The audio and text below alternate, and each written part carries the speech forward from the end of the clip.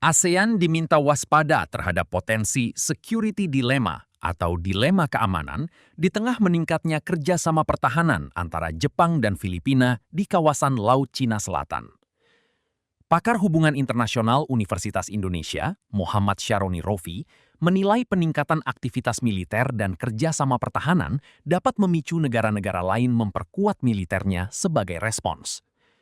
Menurutnya, Jepang yang sebelumnya dikenal dengan kebijakan pasifis, kini semakin aktif membangun kerjasama keamanan di kawasan, termasuk dengan Filipina.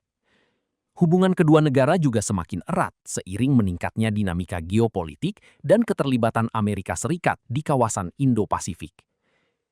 ASEAN diharapkan tetap menjaga stabilitas regional dengan menghindari perlombaan senjata dan lebih fokus pada kerjasama perdagangan serta pertumbuhan ekonomi.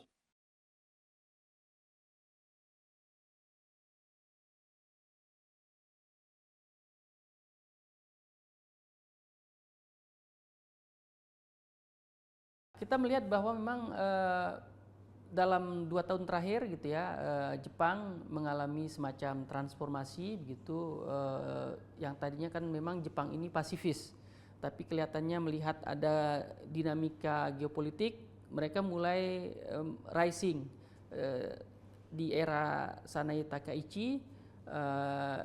Mereka membangun narasi ingin menjadi security provider, ingin menawarkan tawaran jasa keamanan bagi negara di kawasan, termasuk saya kira urusan dengan Filipina, karena barangkali gitu Jepang merasa Filipina menjadi bagian geografis yang berdekatan begitu, dan kita tahu bahwa antara Jepang dan Filipina ini kan berada dalam spektrum yang sama, aliansi Amerika. Jadi Amerika memiliki kedekatan dengan Filipina. Kemudian ketika ada kedekatan Filipina dengan Jepang, kelihatannya itu menjadi segitiga yang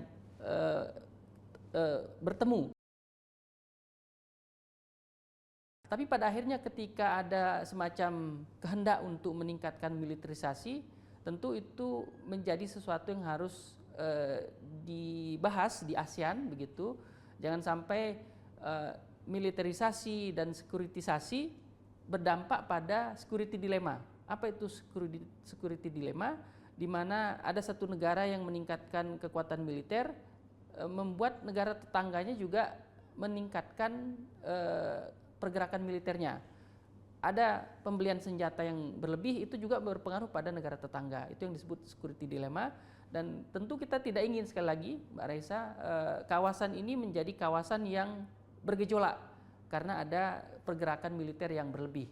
Kita ingin agar kawasan ini menjadi kawasan yang terbuka untuk semua, sibuk dengan perdagangan, sibuk dengan pertumbuhan ekonomi gitu.